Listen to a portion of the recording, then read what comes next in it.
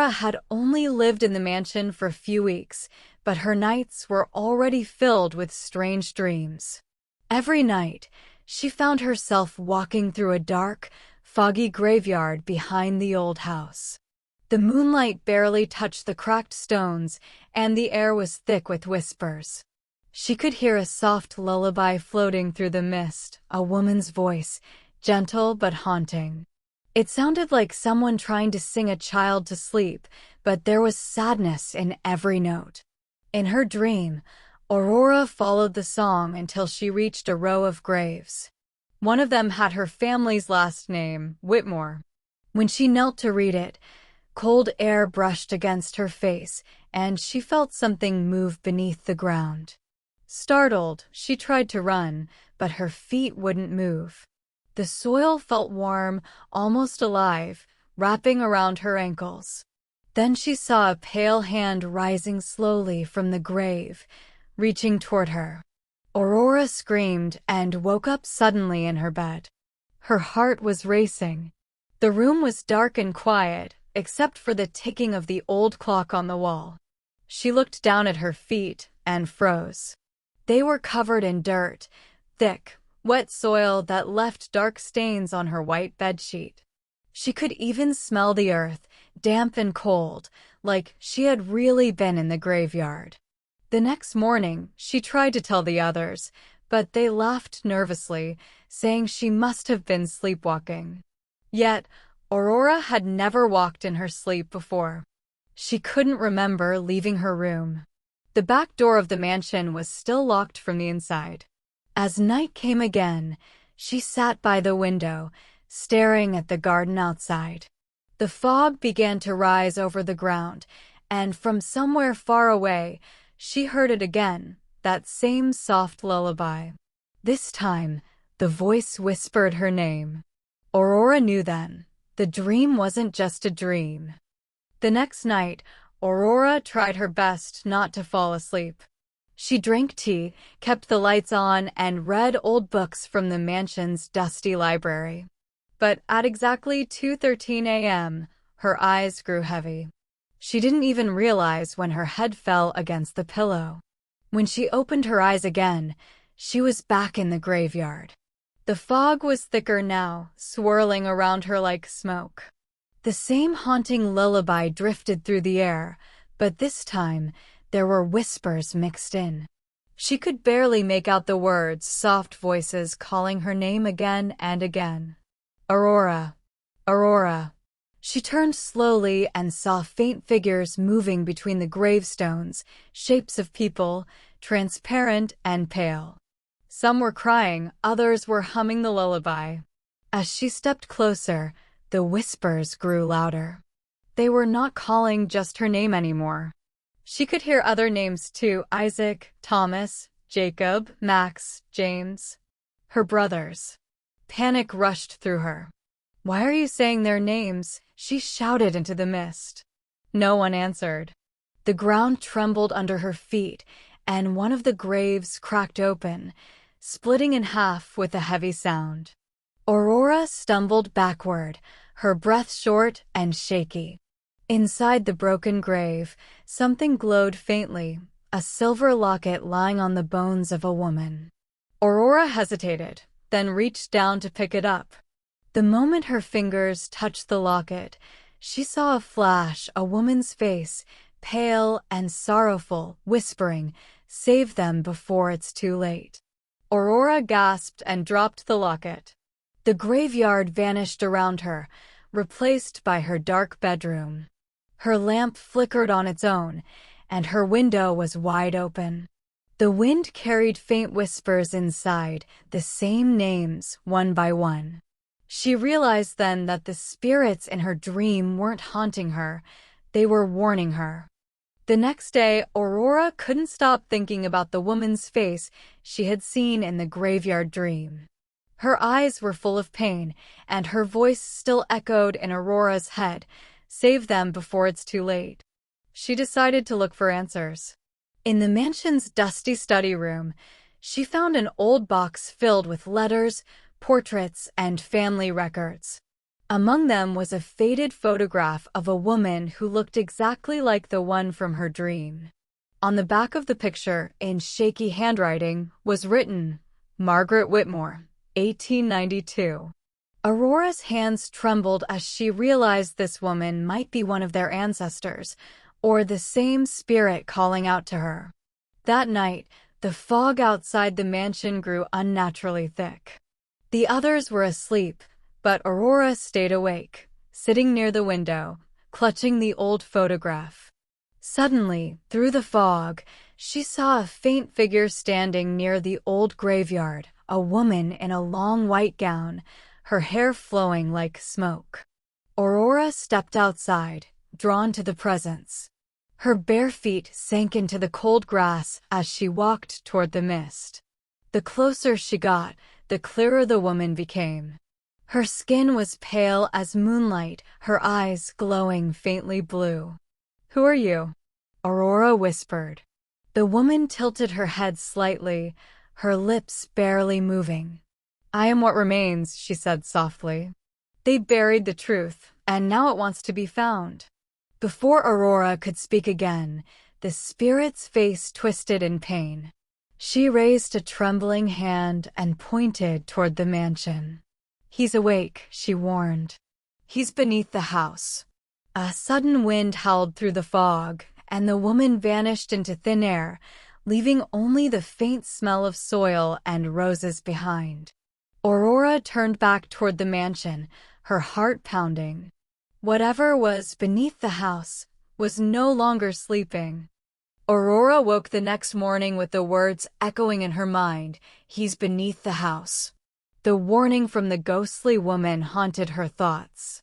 She couldn't focus on anything else. At breakfast, she tried to talk to her brothers, but they brushed her off, thinking she was just having bad dreams again. Jacob laughed softly. "Maybe you need rest, Aurora. You've been seeing too much fog lately." But Aurora noticed something strange. The floor beneath Jacob's chair creaked softly, even though no one else was moving. That night, when everyone was asleep, Aurora crept down to the basement with a lantern. The air was thick and heavy, filled with a damp smell like old earth and mold.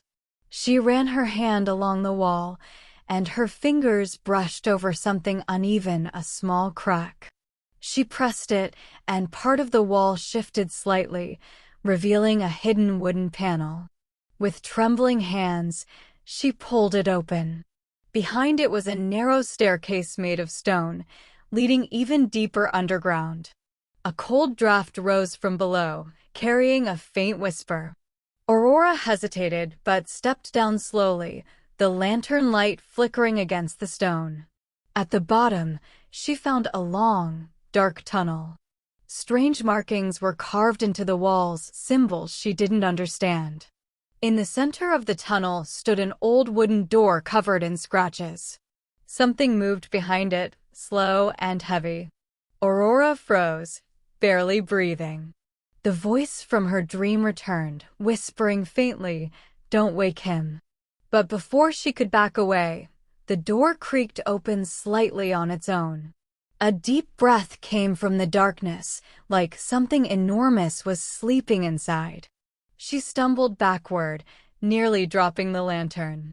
Then, from behind her, she heard footsteps. Someone else was down there.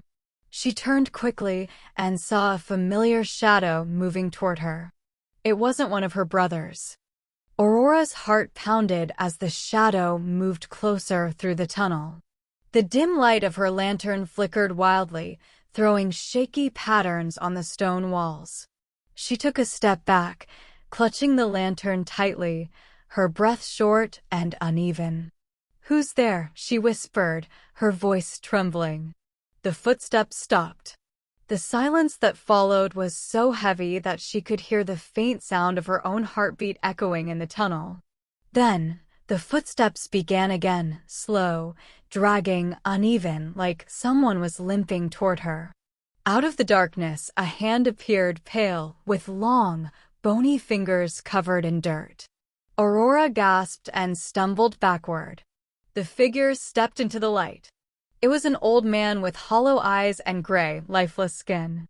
His mouth twitched as he stared at her, and when he spoke, his voice was dry and broken. "You shouldn't have come here," he said. "He listens when the floor breathes." Before Aurora could respond, the man lifted a shaking finger and pointed toward the wooden door she had found earlier. "He's not sleeping anymore." Suddenly, the ground beneath them trembled. Dust fell from the ceiling, and the carvings on the walls began to glow faintly red. The old man cried out in fear, clutching his head. "Go! Before he wakes," he screamed. Aurora turned and ran, her lantern swinging wildly.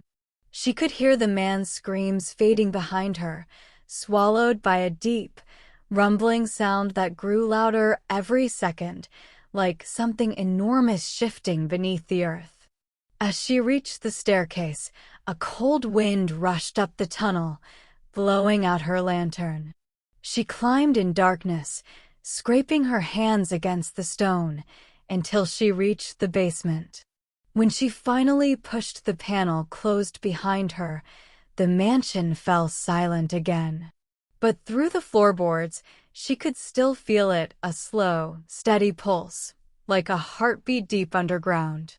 Aurora realized something horrifying. Whatever was beneath the house was alive. All night, Aurora lay awake in her bed, staring at the ceiling. The sound wouldn't stop, a faint, rhythmic thump, thump, thump, coming from beneath the wooden floor. It was slow at first, like a heartbeat buried deep under the ground, but as the hours passed, it grew louder. She pressed her ear against the floorboards. The sound was clearer now, not just a heartbeat, but whispers mixed with it, voices calling softly from below. "Aurora, listen, wake him not." Tears filled her eyes. She wanted to run and wake her brothers, but something about the voice made her freeze. It wasn't angry, it was pleading. Whoever was down there didn't want to harm her. They were warning her again. At dawn, she finally went to the others. "There's something under this house," she said firmly. "I heard it last night." Thomas frowned. "You're imagining things, Aurora. Maybe it's just the wind." But before she could argue, the sound echoed again, faint but clear, echoing through the wooden floor. Thump, thump. All 5 of them fell silent. Isaac bent down and pressed his hand to the ground. "It feels warm," he whispered. Jacob fetched a crowbar and began prying up one of the old floorboards. As soon as he lifted it, a blast of cold air rushed out, carrying a smell of damp soil and something metallic like blood. Beneath the planks, they saw black roots snaking through the dirt, pulsing slowly like veins. Aurora stepped back, trembling. "It's alive," she whispered. Suddenly, one of the roots twitched. Then another. Within seconds, the entire floor began to vibrate. The lights flickered and went out, plunging them into darkness. From below came a deep, growling breath, long and heavy, like something vast and ancient had just awakened. Aurora grabbed Isaac's arm, her voice shaking. "We need to leave," she said. "Right now." But before they could move, the heartbeat stopped, replaced by the sound of footsteps, echoing up from the tunnel below. The footsteps grew louder, echoing up through the floor like something heavy and unsteady was climbing from beneath. Dust fell from the ceiling, and the walls of the old mansion groaned as if the house itself was alive. Aurora clung to her brothers, her heart pounding faster than ever. Max shone his flashlight toward the open gap in the floor. "What the hell is that?" he whispered. The beam caught something, movement, just for a moment. A pale, bony hand gripped the edge of the broken plank, its long fingers covered in soil and blood. Jacob stepped forward, but Aurora pulled him back. "Don't go near it," she cried. A low growl filled the room, deep and shaking the floor. Then, slowly, a figure began to rise.